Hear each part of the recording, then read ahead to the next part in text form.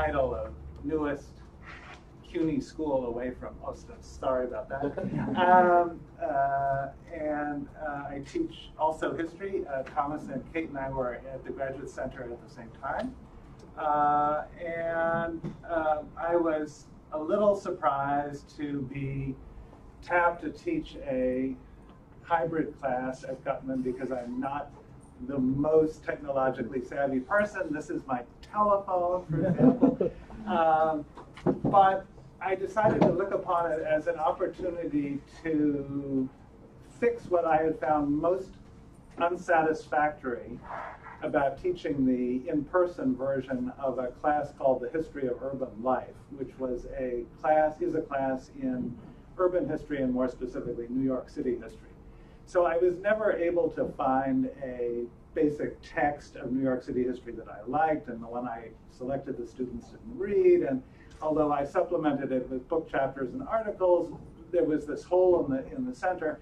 So I actually resurrected an idea I had when I taught at Lehman as an adjunct, and that was to have the students develop a weekly newspaper that would have all the events of New York City history from 1765 to the present. So the way I do this is in ePortfolio, and the students have an assignment of an article to write 2 out of every 3 weeks on a different topic. A third of the class then is responsible for writing letters to the editor. So I find that this makes the discussion boards a little less artificial. I find lots of times in discussion boards, people feel the need to say something original and they run out of things to say. By writing a letter to the editor, I encourage the students to respond in the character of somebody living at the time that the event is taking place. So we get articles about what's happening in New York City, and then people representing free black people in the Revolution, or runaway slaves right before the Civil War, or immigrants at the turn of the century, responding to things like the dedication of the Statue of Liberty or the opening of Ellis Island. And the kids have a lot of fun, very much as Kate was talking about, sort of becoming anonymous, I think. The paper is done on ePortfolio, and the students submit their work as comments, which gives me the possibility of checking for factual inaccuracies before I post it. But then I actually lay it out as a PDF, and then we actually distribute it in class as a hard copy, and the students sit around on the one day of the week when we meet and read the paper as a communal exercise. And I find this is a good way to actually engage the students in not only the production of information, but thinking about this in real time. And I can tease out ideas as I go along. One of the best parts of teaching, as we all know, is when students teach you something. I'll just tell you that last week I had a student who was assigned to write about the Tweed scandal of 1871, and I assumed the only way to interpret that is the corruption and graft exposed by the building of the Tweed courthouse, now the Department of Education headquarters. This student found information about a riot called the Orange Riot between Irish Protestants and Irish Catholics that killed 60 people in New York in 1871. It was new to me. I'm not an urban historian. It was put down by the police, who very definitely favor one side. So it was the doorway to a very fruitful discussion about modern day manifestations that are similar to that. I also brought in an actual newspaper from 1835 so that the students could see what a real version of what they had been producing looked like, and passed it around. And I found that was very engaging for them, because suddenly they could see not only had they produced something, but they actually produced something that looked something like what we had produced in class. So thank you very much.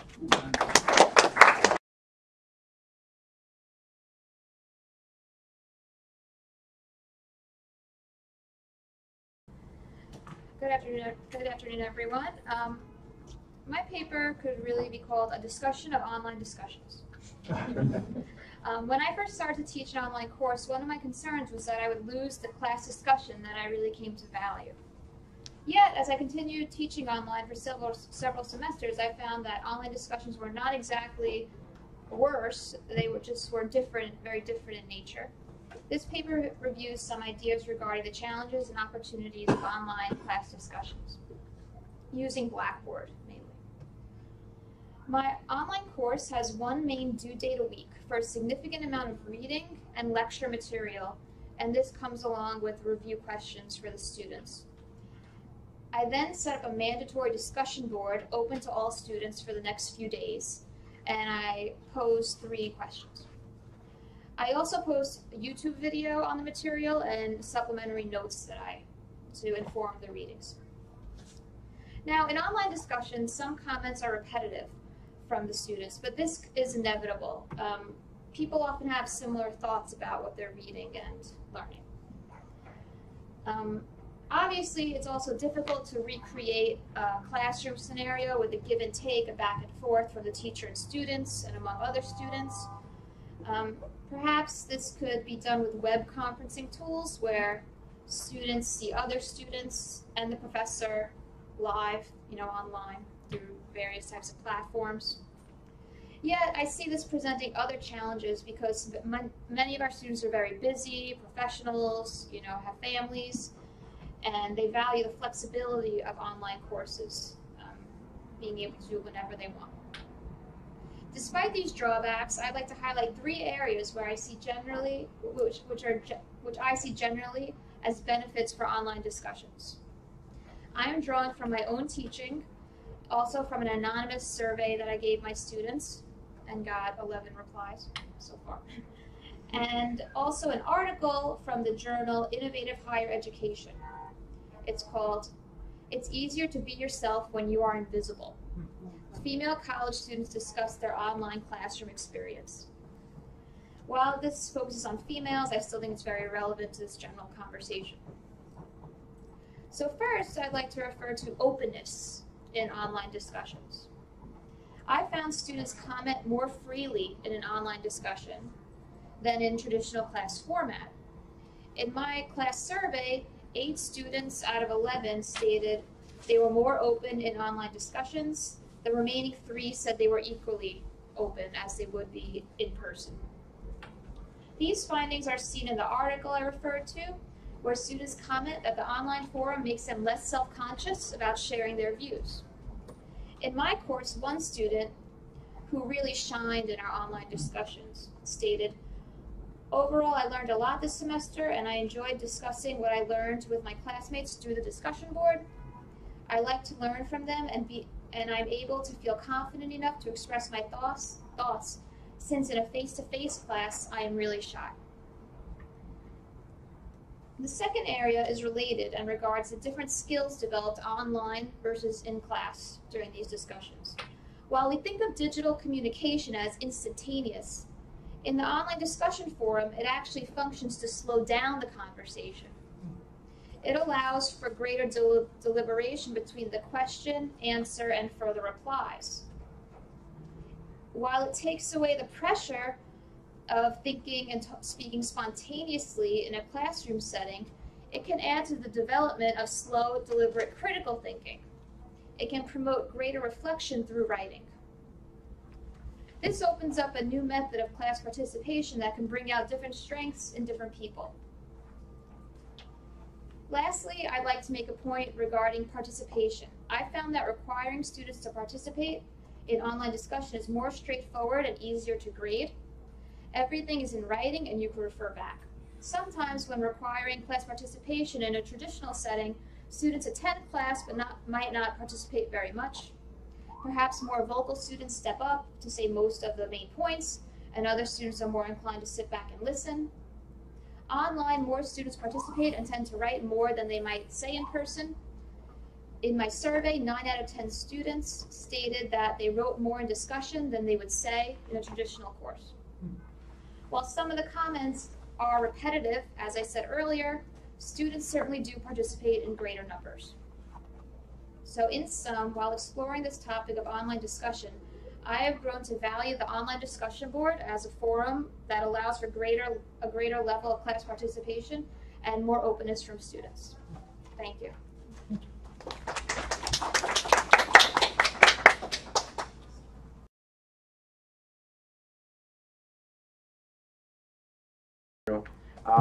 I'm Thomas Hafer. I teach at John Jay College. And this semester I'm teaching Crime and Punishment in U.S. History for the first time as an online course. So today I'd like to talk a bit about crafting a research paper for an upper level online class and about my experience in online peer review. And this is all done through Blackboard. So the research assignment that I have for this class is to contextualize a trial transcript as a primary source. John Jay Library actually has a great database of digitized trial transcripts from New York City from 1850 to 1950. And so students will go and pick one of those, and then they have to find some scholarly articles, 3 of them, to contextualize it and serve as secondary sources. This is great because it's all online. And then the trial transcripts are really wonderful because they're so obscure that it makes it very difficult for students to plagiarize or pull stuff off of websites. John Jay students tend to have sort of an interest in crime, but they come at it from a lot of different angles. So, so the students can sort of begin by choosing one of these different trials or crimes, looking for a trial that relates to that, and then they can approach that topic from a lot of different sort of contexts. So I've seen, for instance, students take the same trial transcript about prostitution, and one might look at prostitution more broadly, others will look at gender roles and marital relations in that period. Other students will look at immigration and language challenges, and another student will look at sort of courtroom procedures and things like that. So again, no matter what their interest is, that provides for a lot of sort of flexibility and creativity in that assignment. When I adapted this assignment, which I've used in regular classroom courses before, the students, I knew the students would need sort of a lot more scaffolding. In the classroom, I end up dispelling a lot of misunderstandings or confusions through sort of verbal instruction, and I wouldn't have that. So I had students do a first smaller paper where they just summarize the trial transcript, and that provided them with sort of, this is not what that assignment's going to be, but they actually looked at the materials and started to work with them. Then they do an annotated bibliography, a rough draft, and then peer review. And all of this is stuff that I've done in normal classroom settings, but I was very surprised to find that they played out a little bit different in the online course. The students in my online class were far more eager and willing to help each other out in the peer review than I've had in my in-person classroom settings. A couple major differences. One, when I've given in-class peer reviews, students are using a worksheet with a lot of questions, they'll tend to skip questions that they think are not important or relevant, and that sort of loses that opportunity to provide some feedback. When students are presented with one question at a time in the online setting, they write a lot more and they end up not skipping them, which is very helpful. Additionally, students, I felt, were sort of a little bit more comfortable in addressing the other students. They had built up a stronger rapport and sense of community through earlier discussion boards in the classroom setting. What I found truly surprising was, on almost a whim, I set up a discussion board, sort of informal discussion board, in conjunction with the peer review. And it just opened that up so students could ask questions or perhaps ask for extra peer reviews or anything that they wanted. And this was informal, ungraded, and completely voluntary. And students actually did a lot in that discussion board to help each other out. which again was not expected of them or gave them no extra credit or anything like that, but just students that needed more help or felt like they were in a position to help other students out took advantage of this discussion board, which is great. So ultimately, when I was crafting this research assignment for my class, I wanted to reduce the opportunity to plagiarize, make it interesting for different students, and try to counteract what I saw as sort of that shift from my instruction in the classroom. And this ended up working really well, where students, could tailor the assignment in any way that they liked, or in a lot of different ways, where they did not have, or at least the temptation to plagiarize was dramatically reduced by using sort of these obscure sources. And then lastly, I just really found it refreshing to see how much students were willing to go that extra mile in helping each other out in that classroom, which was a very different experience than in the classroom itself. Thank you.